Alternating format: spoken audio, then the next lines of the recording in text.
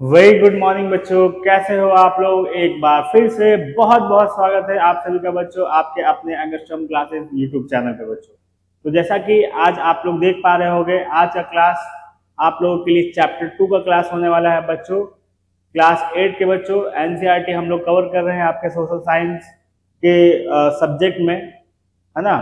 तो इस एनसीईआरटी के जर्नी में हम लोग देख रहे हैं बच्चों, चैप्टर 1 को हमने देखा, इंट्रोडक्शन देखा उससे पहले, फिर चैप्टर 1 को हमने बारी बारी से कवर करी बच्चों। और आज का क्लास ये आपका चैप्टर 2 का क्लास है। इससे पहले हमने आंसर राइटिंग प्रैक्टिस करी थी। आई होप आप लोगों ने, आप सभी ने अपने अपने घर पे उस चीज को प्रैक्टिस करी होगी बच्चों। तो चलिए बिना किसी देरी के हम लोग चैप्टर 2 की शुरुआत करते हैं बच्चों। आज का क्लास बहुत ही इंपॉर्टेंट होने वाला है बच्चों, चूंकि इससे पहले क्लास में हमने क्या देखा था बच्चों। इससे पहले क्लासेस में हमने बच्चों natural resources and their use को देखा था, है ना। मतलब रिसोर्सेज से रिलेटेड चैप्टर थे। वो कौन सा सब्जेक्ट था बच्चों? वो आपका ज्योग्राफी का सब्जेक्ट था, है ना। तो मैंने ज्योग्राफी के पहले टर्म को स्टार्ट किया था, ज्योग्राफी है क्या। जब भी मैं आप लोग के सामने बच्चों आ रहा हूँ और कोई भी नई चीज को लेकर आ रहा हूँ बच्चों, तो मैं कोशिश अपनी भरपूर कर रहा हूँ कि आपके सामने, चाहे आप किसी भी लेवल के बच्चे हो, आपको इट माइट बी पॉसिबल कि आपको बहुत कुछ आता हो और बहुत कुछ नहीं भी आता है, लेकिन मेरा काम है एज अ फैकल्टी आप सभी के, आप जितने भी बच्चे हो, चाहे वो एक्स्ट्रा ऑर्डिनरी हो, चाहे वो बच्चे आप लोग शायद आप लोग बिलो लाइन हो, है ना। तो मैं किसी भी तरीके का डिस्क्रिमिनेशन नहीं करना चाहता। मैं चाहता कि अपन लोग जो है वो बेसिक से चीजों को देखते हुए चले, और जब बेसिक से चीजों को देखते हुए चलेंगे बच्चों, तो एक वाइड जो है हमारे माइंड में, एक माइंड में बन जाएगा।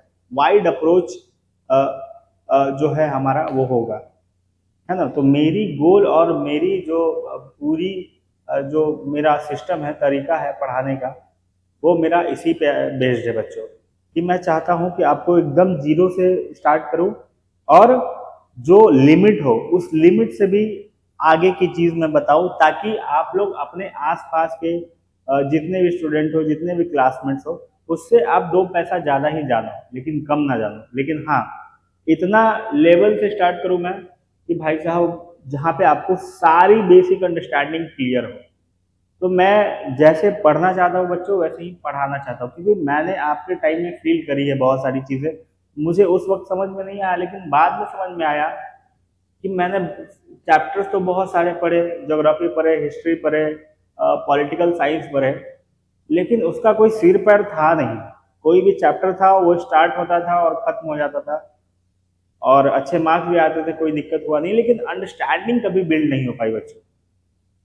तो मैं वही अन्याय आप लोगों के सामने नहीं करना चाहता बच्चों। मेरी पूरी की पूरी कोशिश यही रहेगी बच्चों कि आप लोगों के सामने एक अंडरस्टैंडिंग बिल्ड करी जाए। अंडरस्टैंडिंग जो है वो बहुत ही ज़्यादा मैटर करता है। जब आप एक छोर से स्टार्ट करके दूसरे छोर तक पहुंच पहुंच जाओगे, और इसके बाद आप इस छोर से स्टार्ट करके आप दूसरे छोर के हर एक पॉइंट को आप लोग इमेजिन कर पाओ, वो होता है अंडरस्टैंडिंग बच्चों। आप लोग अपने माइंड में इमेजिन कर पाओ। ऐसा नहीं कि कोई चैप्टर पढ़ लिए, कोई टॉपिक पढ़ लिए, कोई डेफिनेशन पढ़ लिए, कोई कॉन्सेप्ट पता है, बस बात खत्म। आप लोग रिलेट कर पाओ, चेंजेस को देख पाओ, कैसे कैसे चीजें बदली, कैसे कैसे सीक्वेंसली जो है चीजें घटित हुई, चाहे वो आप कोई भी सब्जेक्ट पढ़ो, है ना। तो आज तो इसमें और कुछ ज्यादा ही ये इम्पोर्टेंट है उस पॉइंट ऑफ व्यू से। क्यों इम्पोर्टेंट है बच्चों? क्योंकि ये जो चैप्टर है ये आपका हिस्ट्री का सब्जेक्ट का चैप्टर है बच्चों, और हिस्ट्री को पढ़ने का अप्रोच हर सब्जेक्ट से दूसरा होता है ना। तो चलिए हम लोग हिस्ट्री को शुरुआत करते हैं, हिस्ट्री को पढ़ते हैं, और हिस्ट्री का हमारा अप्रोच होगा। मेरे बेसिक अप्रोच के बारे में आप लोग जानते हो बच्चों। मैं फैक्चुअल से ज़्यादा प्रायोरिटी हमारी रहती है कंसेप्चुअल चीज़ों पे। आपको कंसेप्चुअल क्लैरिटी सबसे पहले कराई जाए, उसके बाद हमारी सेकंड प्रायोरिटी होगी फैक्ट के साथ साथ जो है कंसेप्ट आपके सामने बताया जाए, आपको समझाया जाए, है ना। और दूसरी मेरी बेसिक चीज़ ये है बच्चों कि मैं हमेशा से आपको parallel learning plus vertical learning ये कराने की कोशिश करता हूँ, और मेरा तरीका भी यही है ना। और जितने भी अप्रोच होंगे, जितने भी पॉइंट ऑफ व्यू पीओवीज बनेंगे, उन सब पे बात हम लोग करेंगे, उन सब के अकॉर्डिंग चीज़ों को देखेंगे। तो ये हमारा अप्रोच रहने वाला है, और हिस्ट्री के लिए कुछ खास अप्रोच रहने वाला है। तो बच्चों, आज के इस चैप्टर को शुरू करने से पहले, इस चैप्टर की शुरुआत तो आज हो ही जाएगी, लेकिन मैं उसको शुरू करने से पहले आपको हिस्ट्री की एक बेसिक अंडरस्टैंडिंग देना चाहता हूँ, क्योंकि ये जो चैप्टर है ये आपका 11वीं सेंचुरी से स्टार्ट होने वाला चैप्टर है। इस चैप्टर में बच्चों, अगर आप एनसीईआरटी चैप्टर 2 को देखोगे, पढ़ोगे, तो आपको इस चैप्टर में बात करी गई है दिल्ली सल्तनत के बारे में, उसके रेजिस्टेंस पावर के बारे में। फिर उसके बाद बात करी गई है विजयनगर एम्पायर के बारे में, फिर उसके रेजिस्टेंस पावर के बारे में। फिर उसके बाद बात करी गई है मुगल एम्पायर कैसे इंडिया में आई, मुगल एम्पायर के बारे में बात करी गई है। फिर उसके रेजिस्टेंस पावर के बारे में बात करी गई। तो ये मेनली 3 आपके एस्पेक्ट्स होंगे इस चैप्टर में, जो हम लोग कवर करेंगे। लेकिन इससे पहले बच्चों, मैं चाहता हूं कि आपको एक बेसिक जो है अंडरस्टैंडिंग बिल्ड करी जाए आपके लिए, जिससे आप चीज़ों को रिलेट कर पाओ, 11वीं सेंचुरी तक हम लोग पहुंच पाए, वहां पे कैसे जो है चीज़ें स्टार्ट हुई, वहां तक कैसे चीज़ें आई। उससे पहले मैं चाहता हूं कि आपको एक जो है बहुत ही कम समय में, I will try my best कि वो बहुत ही कम समय में कंप्लीट हो जाए वो अंडरस्टैंडिंग आपकी, और आपको एक ब्रॉड जो है विजन आपका हो जाए, जिससे आप सीक्वेंस वाइज में चीज़ों को रिलेट कर पाओ, है ना। तो हिस्ट्री का तरीका यही है। हालांकि हमको पीछे का पढ़ना नहीं है, हमें पीछे क्या हुआ, पीछे क्या नहीं हुआ, वो नहीं पढ़ना है। लेकिन मैं चाहता हूं कि आपको सीक्वेंसली अगर चीजें पता रहे, तो आप लोग बेटर तरीके से उस चीज को अंडरस्टैंड कर पाओगे, जो हम लोग इस चैप्टर में पढ़ने वाले हैं बच्चों। तो चलिए देखिए, सबसे पहले अगर बात करें, मैं बेसिक से एकदम चल रहा हूँ, ताकि आप में से बहुत सारे बच्चे होंगे जो अच्छे कोचिंग्स को अफोर्ड नहीं कर सकते, उनके फीस को अफोर्ड नहीं कर पाएंगे, है ना। तो हमारा गोल और हमारे पूरे अंगस्ट्रॉम टीम का गोल ही यही है बच्चों, कि आपको फ्री ऑफ कॉस्ट एक क्वालिटी एजुकेशन प्रोवाइड करी जाए, है ना, जिसको आप लोग पढ़ करके, देख करके, समझ करके आप जो है अपने पढ़ाई को आप लोग रेगुलर कर पाओ। जो बच्चे अफोर्ड भी नहीं कर पाए कोचिंग्स को, कोचिंग के महंगी महंगी फीस को, तो हमारा ये छोटा सा इनिशिएटिव है बच्चों आप लोगों के लिए, ठीक है। तो उसी उसी अप्रोच के अकॉर्डिंग हमारा अप्रोच रहेगा कि हम लोग उस बच्चे के लिए भी इतना कर पाए कि उनको भी बेटर अंडरस्टैंडिंग मिल पाए। और जो बच्चे आप लोग बहुत कुछ जानते हो, आपकी अंडरस्टैंडिंग क्लियर होगी, हो सकते हैं कि आप अच्छे स्कूल्स में पढ़े हो, अच्छे कोचिंग में पढ़ रहे होगे, है ना, तो आपको कुछ कुछ चीज़ें पता होंगी। लेकिन मैं चाहता हूँ सबको साथ में लेकर के चलना।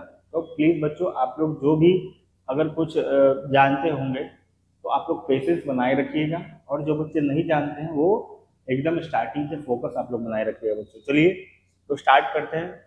सबसे पहले history. What do you mean by history? क्योंकि ये हिस्ट्री का चैप्टर स्टार्ट है बच्चों, तो सबसे पहले हम लोग बात करेंगे हिस्ट्री, इतिहास। इसका मतलब क्या है? इतिहास। इतिहास से आप लोग क्या समझते हो बच्चों? हिस्ट्री से क्या समझते हैं? What do you mean by history? तो देखिए, the study of history means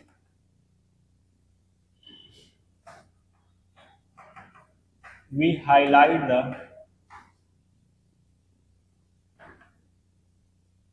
changes of the political, social, cultural and economical aspects। ठीक है बच्चों, तो देखिए कहने का मतलब क्या है, आप लोग समझ पा रहे होंगे इस चीज से कि the study of history means, यहां पे आप लोग मीन्स कर लीजिए बच्चों। The study of history means we highlight the changes of the political, social, cultural and economical aspects। History को पढ़ने का सिंपल सा मतलब ये है बच्चों कि जब भी आप इतिहास को पढ़ोगे, तो इतिहास को पढ़ना सिर्फ यहाँ तक लिमिट नहीं है, यहाँ तक सीमित नहीं है कि पहले की चीजों को पढ़ लेना, जान जाना, है ना, पहले क्या घटनाएं हुई बस उसको जान जाना, ये इतिहास का अध्ययन नहीं है बच्चों, ये हिस्ट्री को पढ़ना नहीं हुआ। हिस्ट्री को पढ़ने का मतलब है बच्चों कि हम लोग जो चीजें क्रमवार तरीके से कैसे कैसे चीजें बदली, उसके चेंजेस को हम लोग हाईलाइट करते हुए चले। हाईलाइट मतलब पेन या मार्कर से नहीं, अपने माइंड में हाईलाइट करते चले बच्चों, रेखांकित करते चले, है ना। तो जिससे हम लोग जब भी चेंजेस को हाईलाइट करेंगे तो चीजें कैसे कैसे बदली, और हाईलाइट किसको किसको करना है, पॉलिटिकल मतलब राजनीतिक, सोशल मतलब सामाजिक, कल्चरल मतलब सांस्कृतिक, और इकोनॉमिकल मतलब आर्थिक।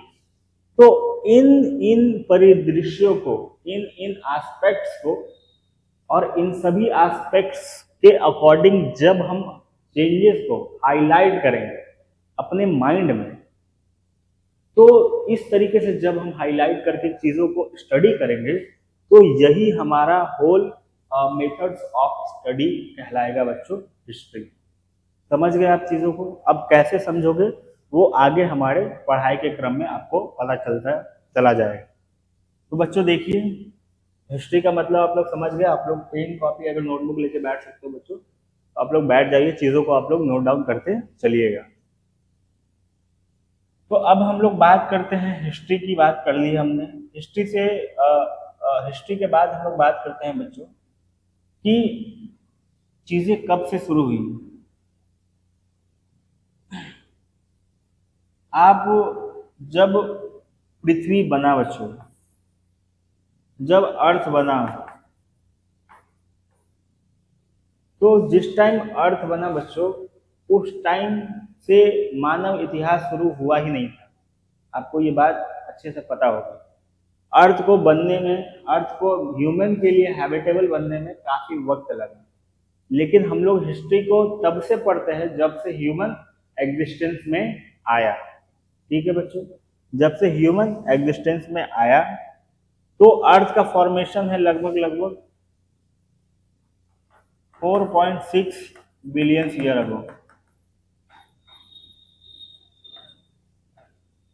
ठीक है बच्चों, इतना साल पहले जो है 4.6 बिलियन जो है वो पहले अर्थ का फॉर्मेशन हुआ, और लगभग आप कह सकते हो कि 2.5 लाख साल पहले ह्यूमन का जो है ह्यूमन हैबिटेबल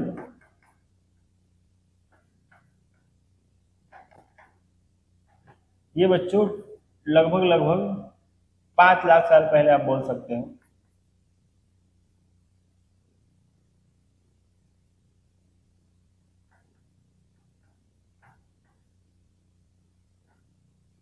यहां से हम लोग बच्चों जो है ह्यूमन के एग्जिस्टेंस से रिलेटेड हिस्ट्री को पढ़ते हैं बच्चों। मतलब 5 लाख ईयर्स अगो, यानी 5 लाख साल बहुत बहुत पहले की बात है बच्चों। मतलब ह्यूमन जो है एग्जिस्टेंस में आया बच्चों, उसके बाद से लगभग 5 साल पहले से हम लोग ह्यूमन के एग्जिस्टेंस हो गई पृथ्वी पे, ह्यूमन एग्जिस्ट कर रहा था, और उसके बाद से जब वो चीजें एक्टिविटी करने लगा अर्थ पे, तो उसके उसी टाइम पीरियड से बच्चों हिस्ट्री की शुरुआत होती है, और हिस्ट्री हम लोग वहीं से देखते हैं। ठीक है बच्चों, तो अब आइए, अब हम लोग बात करते हैं किस किस चीज की।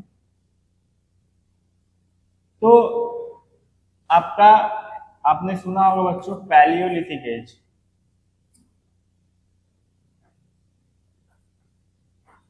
पैलियोलिथिक एज, उसके बाद मेसोलिथिक, उसके बाद नियोलिथिक, उसके बाद कैल्कोलिथिक,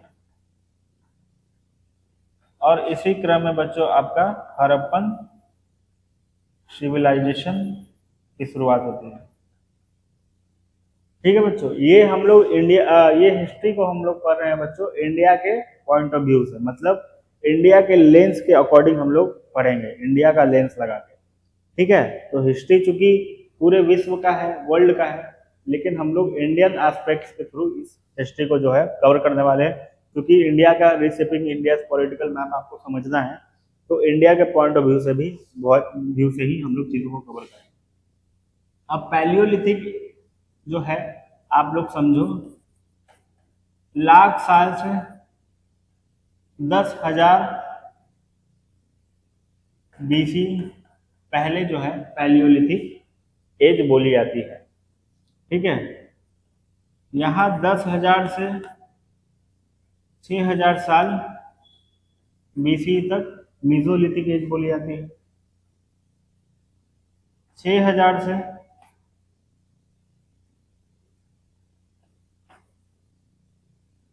6,000 से लगभग 2,000 अढ़ाई हजार साल पहले तक जो है आपके नियोलिथिक बोले जाते हैं, है ना। उसके बाद अगर हम लोग बात करें तो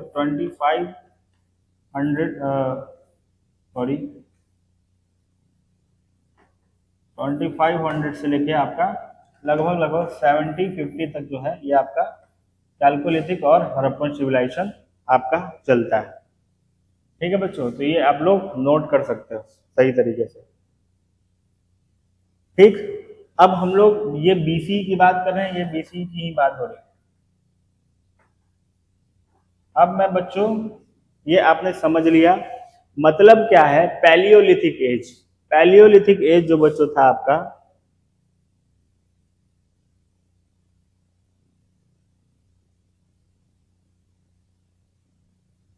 एक सेकेंड बच्चों, देखिए जो पैलियोलिथिक आपका एज था वो आपका, यहाँ पे हम लोग बात कर रहे थे बच्चों, ये पैलियोलिथिक एज मतलब स्टोन एज के अकॉर्डिंग ये डिसाइडेड है, मतलब एक पाषाण काल के रूप में हम लोग जो इस एज को डिसाइड किए हैं। वो पैलियोलिथिक मतलब होता है हिंदी मीडियम के बच्चों पूरा पाषाण काल, मीजोलिथिक मतलब मध्य पाषाण काल, नियोलिथिक मतलब नव पाषाण काल, कैल्कोलिथिक मतलब ताम्र पाषाण काल, और हड़प्पन सिविलाइजेशन मतलब हड़प्पन सिविलाइजेशन ही होता है। ठीक है, तो पैलियोलिथिक एज में जो जीवन जिया जा रहा था वो था आदि मानव का स्टोन एज। ठीक है, स्टोन के आर्टिफैक्ट्स बनते थे, स्टोन से रिलेटेड चीजें होती थी। उस टाइम के लोग हंटरर थे और फूड गैदरर थे। ठीक है बच्चों, हंटर थे, फूड गैदरर थे, और एक टर्म में आप लोग बोल सकते हो कि नोमैड भी थे। नोमैड मतलब होता है घुमंतु, तो ये भी थे, मतलब घूम घूम कर जो है हंटिंग करते थे, शिकार करते थे, घूमते रहते थे और फूड को जो है इकट्ठा करते थे, खाने पीने वाली चीजों को। इस एज में जब आया तो माइक्रोलिथिक का टाइम आ गया, है ना। यहाँ पे बड़े बड़े पत्थर से औजार बनाए जा रहे थे, अब यहाँ पे छोटे पत्थरों का जो है औजार बनाना स्टार्ट हुआ। और यहाँ पे आप लोग देखोगे कि एनिमल जो है एग्जिस्टेंस में, एनिमल तो एग्जिस्टेंस में था ही, लेकिन एनिमल को यहाँ पे लोग पालना स्टार्ट कर दिया, मतलब डोमेस्टिक के तौर पे आप लोग कह सकते हो, जो है पालतू जानवर के रूप में एनिमल को पालना यहाँ पे लोग स्टार्ट कर दिए। ठीक है, तीसरा आप लोग नियोलिथिक एज की जब भी बात करोगे तो नियोलिथिक एज में सबसे बड़ी जो आपके चेंज होंगे वो होंगे आपके, यहाँ से हम लोग आ गए एग्रीकल्चर की शुरुआत होती है इसी काल में। ठीक है बच्चों, सबसे ज्यादा जो चेंज हुआ आपका नियोलिथिक एज मतलब नव पाषाण काल में एग्रीकल्चर की शुरुआत होगी और बाकी सभी चीजें चल रही थी। उससे बाद हम लोग और भी डेवलप हुए। कैल्कोलिथिक और हड़प्पन सिविलाइजेशन में जो है पूरे तरीके से इंसान डेवलप हो चुका था और बहुत कुछ कर रहा था, है ना, so many things to do. ठीक है, खेती करना सीख चुका, जानवर को पालतू बनाना सीख चुका, हंटर गैदरर वगैरह वगैरह सब था ही। तो ये मेजर आपके चेंजेस हम लोग इस तरीके से देखते हैं बच्चों। ठीक है, अब मैं थोड़ा सा चाहता हूं बच्चों कि आपकी थोड़ी सी ये कंसेप्चुअल क्लैरिटी क्लियर हो, क्योंकि मैं भली भांति समझता हूं बच्चों कि आप लोगों को क्या क्या दिक्कत आती होगी।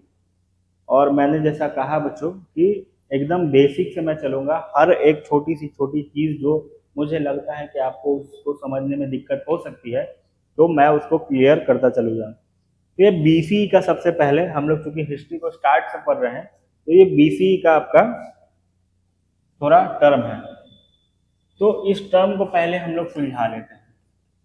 बीसी आपका बीसी सीई और एडी, इसका क्या माजरा है सर, आज तक समझ में नहीं आया, बता दीजिए प्लीज। ये हम लोग समझ नहीं पाते हैं। आप लोग अभी छोटे छोटे बच्चे हो, 7-8 क्लास के बच्चे हो, क्या ही चीजें जानते होंगे, खेलने कूदने का आप लोग का उम्र है, तो हर कुछ बच्चों लाइफ में जरूरी है, लेकिन उसी के साथ साथ थोड़ा थोड़ा हम लोग चीजों को सीखते चलेंगे, पढ़ाई करते चलेंगे, तो चीजें बेटर रहेंगी। तो ध्यान से समझिए, बीसी का फुल फॉर्म होता है बच्चों बिफोर कॉमन एरा। बीसी, यहाँ पे बीसी का मतलब होता है बिफोर क्राइस्ट, यहाँ पे सी का मतलब होता है कॉमन एरा, और यहाँ पे एडी का मतलब होता है एनो डोमिनी। अब बच्चों ये देखिए, ये दो चीज है आपका, ये आगे की बात करती है, मतलब ये जीरो से आगे की बात करती है, ठीक है, और ये जो चीज है ये जीरो से पीछे की बात करती है, ये आपको समझना है। समझ रहे हो बात को, ये जीरो से आगे की बात करती है और ये जीरो से पीछे की बात करती है। अब हम लोग टाइमलाइन को थोड़ा देखते हैं, एक लाइन पे हम लोग देख लेते हैं कि क्या चीजें हैं कैसे। ये कंसेप्चुअल क्लैरिटी बहुत सारे बच्चों आप लोगों में से नहीं होती है, तो इस चीज को समझना मेरे ख्याल से बहुत जरूरी है। तो देखिए, मान लीजिए ये आपका मिडिल एरिया है, बीच है, यहाँ पे जीरो टाइम पीरियड है, क्योंकि टाइम पीरियड डिसाइड करना पहले के लोग अगर हम लोग एक इमेजिन करो, आज कैलेंडर ना होता, आज कोई डेट जैसा चीज ना होता, ईयर जैसा चीज ना होता, तो कैसा हो रहा होगा, हम लोग कैसे चीजों को आइडेंटिफाई करते, कैसे चीजों को बताते कि भाई साहब ये जो घटना हुई है आज से इतने साल पहले हुई है, या इतना टाइम पहले हुआ है, इतना समय पहले हुआ है, कैसे हम लोग बताते। एक पैमाना चाहिए था ना, जैसे आपको लेंथ को नापना हो तो आपको मीटर चाहिए, सेंटीमीटर चाहिए, फीट चाहिए, इंच चाहिए, है ना। तो ये आपका क्या है, एक पैमाना है, एक मेजरमेंट का तरीका है, आप उस चीज को मापोगे नापोगे। आपको डिस्टेंस नापना है तो किलोमीटर में जाओगे, मीटर में जाओगे, तो इस तरीके से एक हर एक चीज का पैमाना है। आपको भार नापना है, वेट नापना है, तो केजी में नापोगे, ग्राम में नापोगे, है ना। तो हर एक चीज के लिए पैमाना बनाएंगे, तो वैसे ही अगर हम समय को मेजर करना चाहते हैं, समय को देखना चाहते हैं, तो इसके लिए भी एक पैमाने की जरूरत होगी। तो उसी पैमाने को हम लोग यहाँ पे समझेंगे। ये मान लीजिए जीरो है, जीरो एक पैमाना माना गया, तो जीरो जो है वो मान लिया गया कि जीरो पे टाइम जो हुआ है बर्थ ऑफ आपका जीसस क्राइस्ट, क्योंकि दुनिया में जीसस क्राइस्ट को सभी लोग जानते हैं। और जो है यूरोप से आप लोग देखोगे कि अधिकतर चीजें निकली है यूरोप से ही, इंडस्ट्रियल रेवोल्यूशन निकला है, सबसे पहला जो डेवलपमेंट हुआ पूरे वर्ल्ड में यूरोप में ही हुआ है ना। सबसे पहली क्रांति फ्रेंच रेवोल्यूशन जो है यूरोप में हुई है। तो इस तरीके से हम लोग देखेंगे कि आपका एक पैमाना माप लिया गया कि यहाँ पे जीसस क्राइस्ट का बर्थ हुआ है, और जीरो के टाइम पीरियड पे हम लोग कहते हैं कि जीसस क्राइस्ट का बर्थ हुआ। ठीक है बच्चों, और जीसस क्राइस्ट का बर्थ हुआ तो जीरो से हम लोग पीछे चलेंगे, है ना। तो जीरो से अगर हम लोग पीछे चले, एक सेकंड बच्चों,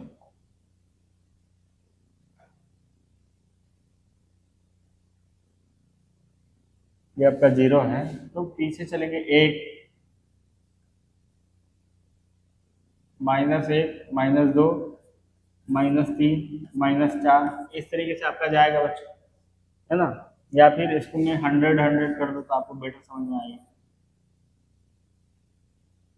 ठीक है, तो मान लो कि 0 पे जो है जीसस क्राइस्ट का बर्थ हुआ, और जीसस क्राइस्ट के बर्थ से 100 साल पहले हम लोग उसको बोलेंगे 100, हम लोग इसको बोलेंगे 100 BC या फिर BCE।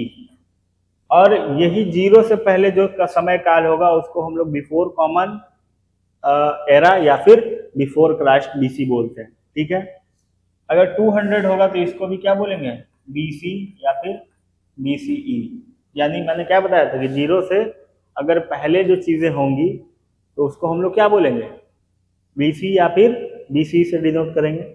और जब 0 के बाद चीजें चलेंगी 100, 200, 300, 400, तो इसको हम लोग बोलेंगे बच्चों AD या फिर कॉमन एरा। ठीक है, एडी या फिर कॉमन एरा, एनो डोमिनी या फिर कॉमन एरा बोलते हैं हम लोग, यानी 0 के बाद की बात। ये आपका लैटिन शब्द वगैरह है, तो इसमें आपको जाना नहीं है। BC को समझना है बिफोर क्राइस्ट, और CE को समझना है कॉमन एरा या फिर एनो डोमिनी, यानी जीसस क्राइस्ट के जन्म के बाद हम लोग ये सारी चीजें कहते हैं और बोलते हैं। अब देखो, जैसे 10 साल बीतता है तो इसको बोलते हैं हम लोग डिकेड। अगर 100 साल बीतता है तो इसको हम लोग बोलते हैं सेंचुरी। ठीक है बच्चों, तो ये आपका कुछ ये आपका टर्म है। 10 साल बीता तो डिकेड, और 100 साल बीता तो आपका एक सेंचुरी, है ना। तो ये होता है आपका। अब आइए हम लोग बात करते हैं बच्चों, ये अब टाइम पीरियड आई थिंक समझ गए होंगे। तो अब यहाँ पे आओ वापस, कि जो मैंने बात करी लाख साल पहले से 10,000 पहले तक, यानी 10,000 साल पहले, जीसस क्राइस्ट के 10,000 साल पहले तक बात करी। उसके बाद 10,000 साल से 6,000 BC, यानी उस जीसस क्राइस्ट के इतने साल पहले 10,000 पहले शुरुआत हुई और 6,000 साल तक चली। फिर 6,000 से शुरुआत हुई और 2500 साल तक चली, और 2500 साल से शुरुआत हुई और 1750 साल तक ये पहले तक चली, यानी 0 से पहले की अभी हम लोग बात कर रहे हैं। और हम लोग को चैप्टर पढ़ना कहाँ से है बच्चों, आप लोग याद करो, हम लोग को चैप्टर पढ़ना है 11th सेंचुरी से। यहाँ पे आना है हम लोग को। अब आइए, ये अपना कंसेप्ट समझ लिया। अब हम लोग बात करते हैं बच्चों, हमने कहाँ तक टाइम पीरियड देखा था, हमने टाइम पीरियड देखा था 70-50 तक। तो 70-50 तक आप लोग आओगे तो आप देखोगे कि आपका आपका वैदिक, अगर इंडिया कंटेक्स्ट के हिसाब से देखोगे तो 1750 तक आपका जो है हड़प्पन सिविलाइजेशन का डिक्लाइन हो गया।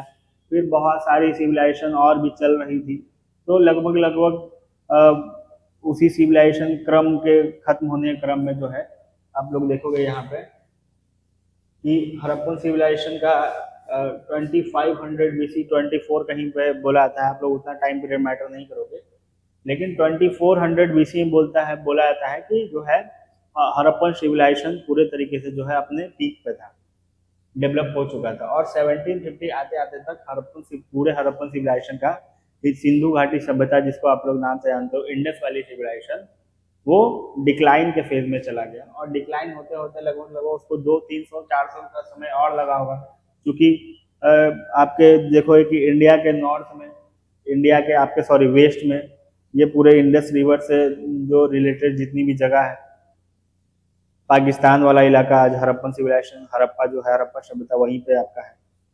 फिर आपका गुजरात वाले में लोथल वगैरह वगैरह, ये सब कालीबंगा वगैरह वगैरह, बहुत सारे हड़प्पन सिविलाइजेशन के साइट्स हैं। तो 1750 BC 70-50 BC तक और 200-300 साल अब और मिला दो, 250-200 साल अब और मिला दो, और आ जाओ आप लोग 1500 BC पे, ठीक है। ये क्या है, 1500 आपका BC है, समझ गए बच्चों। तो अब हम लोग बात करते हैं कि इस टाइम पीरियड में क्या शुरुआत हुई। तो इस टाइम पीरियड को हम लोग बोलते हैं वैदिक पीरियड बच्चों। वैदिक पीरियड मतलब वैदिक काल, जहाँ पे आप लोग देखते हो कि आर्यन का इन्वेजन हुआ इंडिया में, आर्यन वगैरह लोग आए और चीजें फिर कैसे कैसे बदली, वो हम लोग वैदिक पीरियड में समझते हैं उसको। उसके बाद आप लोग देखोगे यहाँ पे बच्चों, वैदिक पीरियड के बाद बुद्धा पीरियड,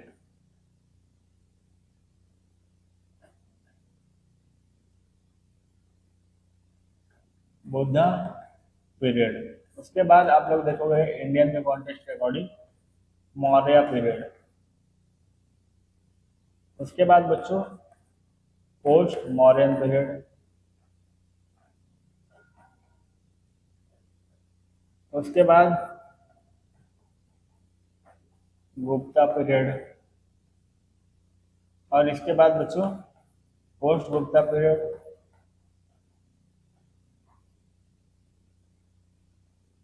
इसके बाद बच्चों अर्ली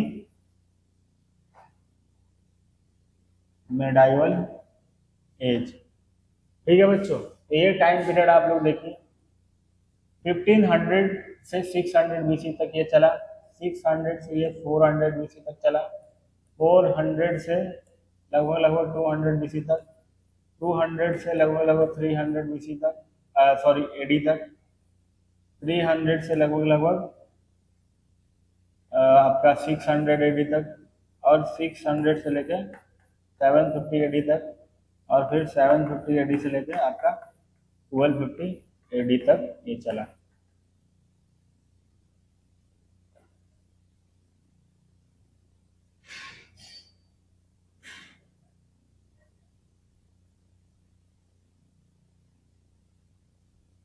तो देखिए बच्चों, यहां तक आई है बात BC तक।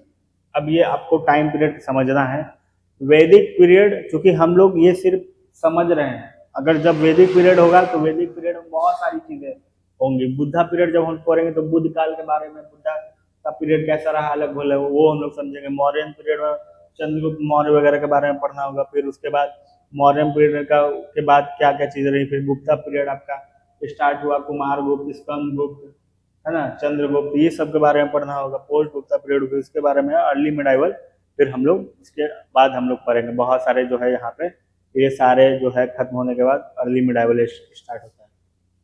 तो देखो हम लोग 670-50 AD तक देख चुके थे, यहाँ तक देख चुके थे। और मैंने बोला बता कि आप लोग मतलब लगभग लगभग 50 साल और कम करोगे तो यहाँ पे क्या हो जाएगा, ये 1700, लगभग लगभग 250 साल का आप लोग लीजर लेके चलोगे, है ना। लगभग लगभग 250 साल में उतना मेजर कुछ नहीं होता है।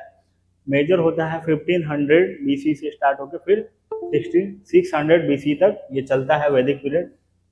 600 से लेकर 400 BC तक ये चलता है बुद्धा पीरियड, और 400 से लेकर 200 BC तक आपका चलता है मौर्यन पीरियड बच्चों, ठीक है। तो ये BC हो गया।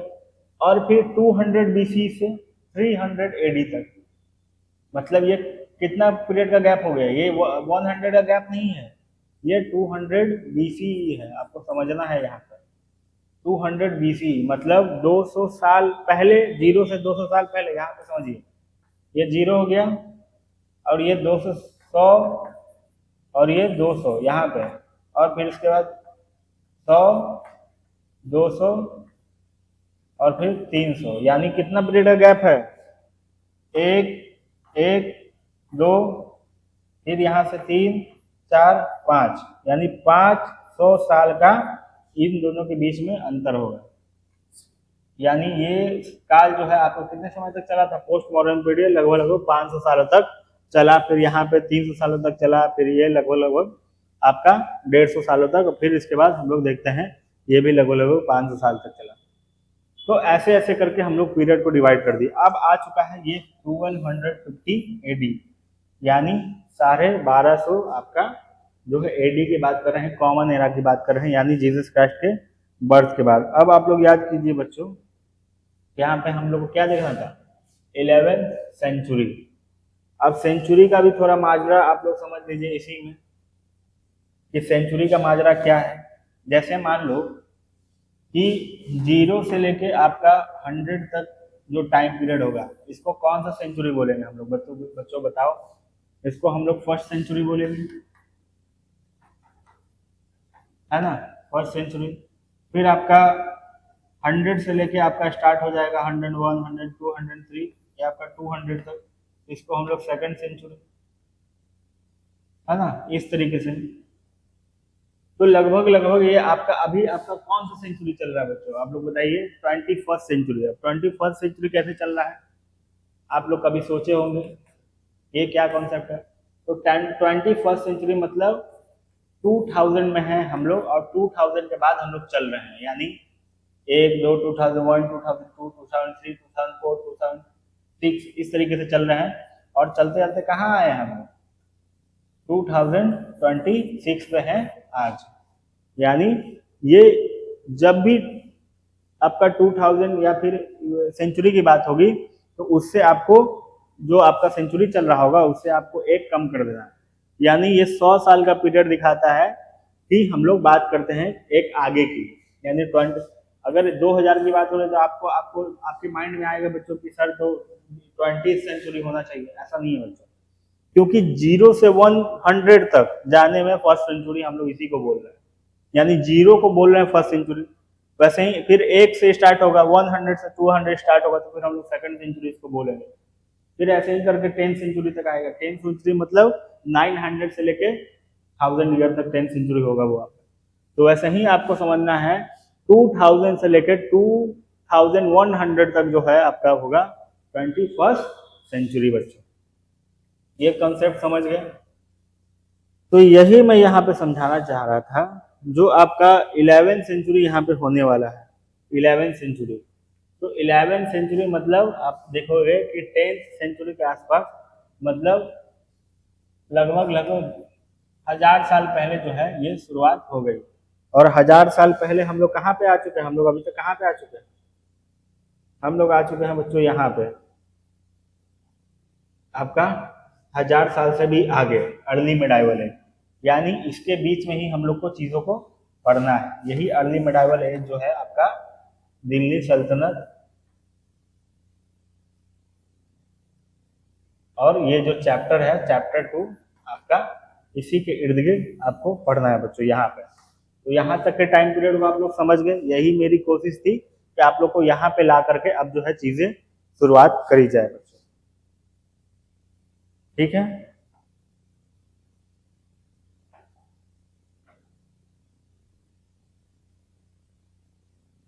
अब आइए बच्चों, अब आप लोग इतना अगर नोट करना चाहते हो तो आप लोग नोट कर लीजिए।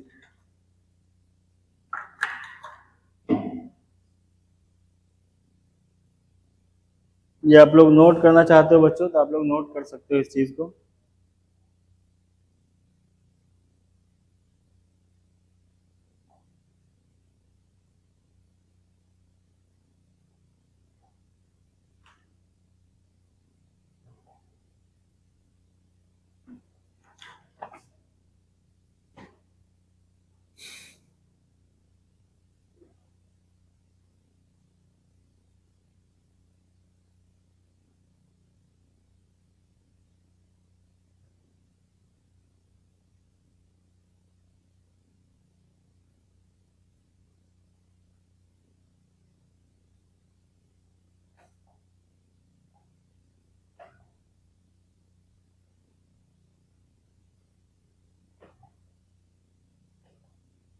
देखिए, अब इस चैप्टर में पढ़ना है आपको बच्चों। पहला टॉपिक है आपका दिल्ली सल्तनत। ठीक है बच्चों? तो देखिए, दिल्ली सल्तनत का टाइम पीरियड आप लोग मेनली बच्चों आप लोग मान के चलिए, आपका ये पीरियड आपका चलेगा बच्चों लगभग लगभग आपका 1200 से 1700 तक। ठीक है? 1200 से 1700 सी की बात हम लोग कर रहे हैं, कॉमन एरा की। ठीक है? दिल्ली सल्तनत में बच्चों आपको 5 डायनेस्टी मिलनी देखने को मिलेंगे। स्लेव, या फिर स्लेव हम लोग कहते हैं या ममलूक कहते हैं इसको।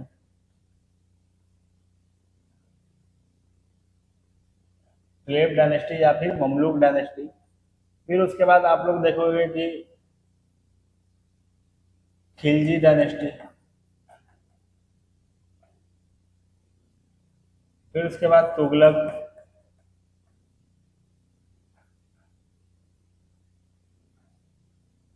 फिर उसके बाद आप लोग सैयद।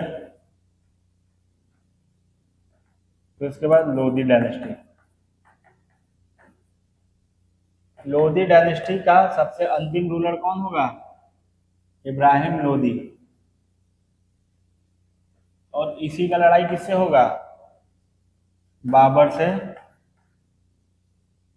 और इस लड़ाई को हम लोग क्या बोलेंगे? बैटल ऑफ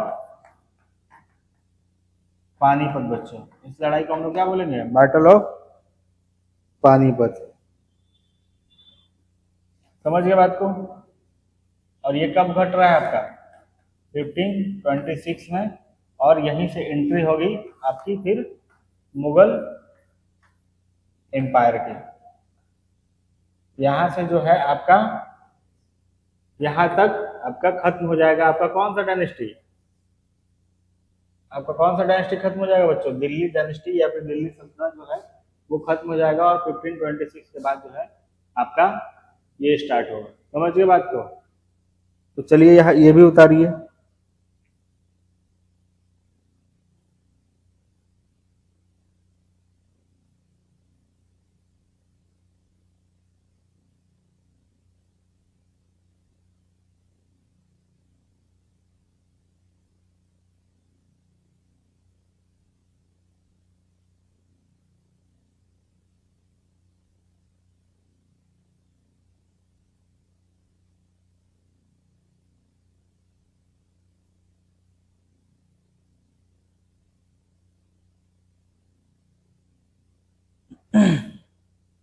हो गया ये। अब बच्चों हम लोग बात करेंगे, सबसे पहले आपका जो है आप लोग टाइम पीरियड नोट कर लो। ये आप लोग देख लिए। इस स्लेब का आपका स्टार्ट होगा बच्चों, आप लोग का यहाँ से स्टार्ट होने वाला मैंने टाइम पीरियड बताया 1206 में आपका जो है 1206 में दिल्ली सल्तनत की स्थापना होगी। सल्तनत की स्थापना होगी, है ना? एस्टैब्लिशमेंट, इसकी स्थापना होगी दिल्ली सल्तनत की। और सबसे पहला कौन सा डायनेस्टी काम करेगा? स्लेव डायनेस्टी बच्चों। ठीक है। उसके बाद आप लोग एक काम कीजिए, अभी टाइम पीरियड नोट कर लीजिए।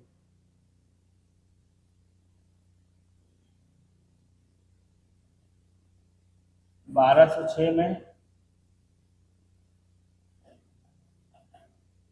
एस्टैब्लिशमेंट ऑफ दिल्ली सल्तनत। फिर आपका 14वीं सेंचुरी में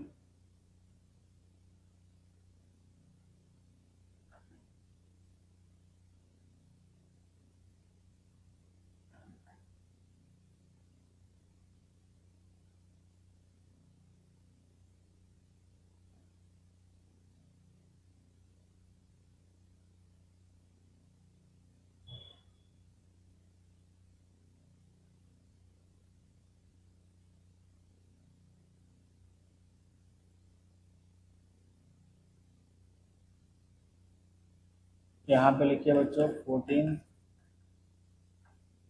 सेंचुरी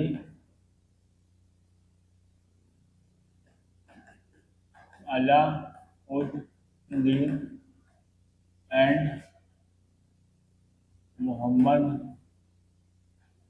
बिन तुगलक। ये आपका इसका टाइम पीरियड होगा 14th सेंचुरी, यानी 1300 से लेकर। फिर आपका यहाँ पे आप लोग देखोगे 36 में आपका rise of Vijayanagar empire. Vijayanagar empire का उदय होगा। विजयनगर एम्पायर। फिर आपका फर्स्ट बैटल ऑफ पानीपत यहाँ पे आप लोग देख रहे हो 1526 में। फर्स्ट बैटल ऑफ पानीपत, यहाँ से आपका मुगल का स्थापना हो जाएगा। और यहीं पे आप लोग कह सकते हो मुगल एम्पायर। ठीक है बच्चों। फिर उसके बाद आप लोग रीन ऑफ अकबर यहाँ पे देखोगे 1556 से लेके 1605 तक। रीन ऑफ अकबर बच्चों। फिर आपका 1565 आपका होगा एक टाइम पीरियड, यहाँ पे आप लोग बैटल ऑफ तालीकोट देखोगे। बैटल ऑफ तालीकोटा या फिर तालीकोट, ये जो आपका बैटल होगा ये किसके लिए होगा? Fall of Vijayanagar empire. यहाँ पे विजयनगर एम्पायर का जो है डिक्लाइन हो जाएगा। Fall of Vijayanagar empire. फिर उसके बाद आप लोग देखोगे बच्चों 1658 से लेके 1707 तक आपका होगा ये रीन ऑफ औरंगजेब। औरंगजेब का शासनकाल होगा।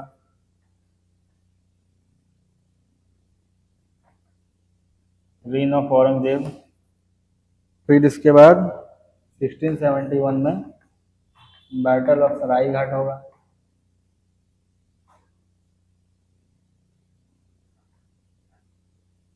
बैटल ऑफ सराय घाट। फिर उसके बाद आप लोग ये अहोम्स के लिए होगा। अहोम जो है असम का शासक होगा। तो ये आपकी लगभग मैंने मोटा मोटा खाका बच्चों आप लोगों के लिए सामने बता दिया है कि आपका लगभग टाइम पीरियड होगा। ये पूरा मैंने आपके मुगल एम्पायर हम लोग कैसे कैसे देखेंगे, ये हम लोग टाइम पीरियड की हमने बात करी है बच्चों।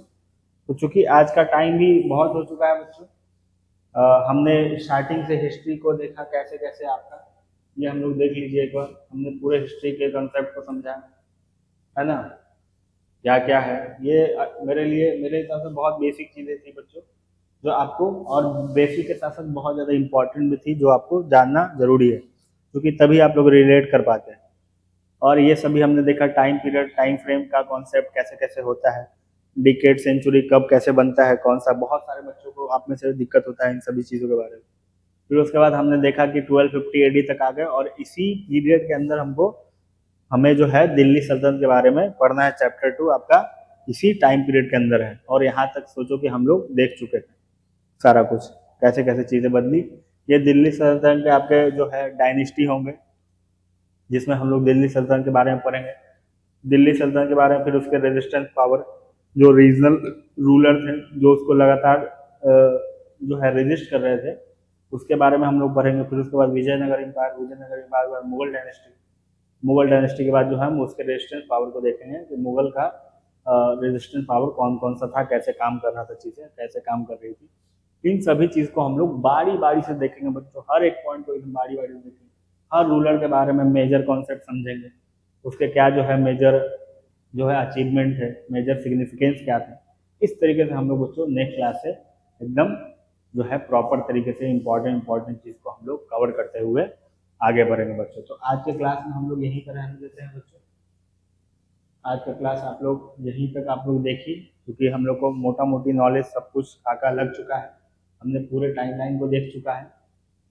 और दिल्ली सल्तनत जब हम लोग नेक्स्ट क्लास में एक बार फिर से जो है स्टार्ट करेंगे प्रॉपर दिल्ली सल्तनत, तो दिल्ली सल्तनत के कुछ टाइम पर्सनल जो है इंडिविजुअल टाइम पीरियड को हम लोग देखेंगे दिल्ली सल्तनत का, हर डायनेस्टी के हिसाब से। फिर उसके बाद हम लोग हर रूलर पे बारी बारी से बात करके हम लोग आगे बढ़ते हुए चलेंगे बच्चों। तो ठीक है बच्चों, आज के लिए यहीं तक है क्लास हमारा, और आप सभी का बहुत बहुत धन्यवाद। जाते आते आपको आपसे एक बेसिक रिक्वेस्ट है बच्चों कि आप लोग चैनल को सपोर्ट कीजिए, सब्सक्राइब कीजिए, हमारे वीडियोस को लाइक एंड कमेंट कीजिए अपने फ्रेंड, फैमिली एंड रिलेटिव के साथ, जिससे हमें एक छोटी सी मोटिवेशन बच्चों लगातार मिलती रहे, क्योंकि आपका ही प्रयास जो है हमें आगे आपके लिए खड़ा रहने में जो है बहुत ही ज़्यादा हेल्प करेगा। बच्चों आशा करता हूँ आप लोग ये काम को ज़रूर करोगे हमारे लिए, क्योंकि हम लोग आपके लिए बहुत मेहनत कर रहे हैं। पूरे अंगस्ट्रम क्लासेस की जो टीम है लगातार मेहनत कर रही है आपके लिए, है ना। तो उस चीज़ को आप लोग सराहिए, आपसे उम्मीद है बहुत ज़्यादा। तो चलिए बच्चों, मिलते हैं नेक्स्ट क्लास में। थैंक यू सो मच बच्चों, मिलते हैं नेक्स्ट क्लास।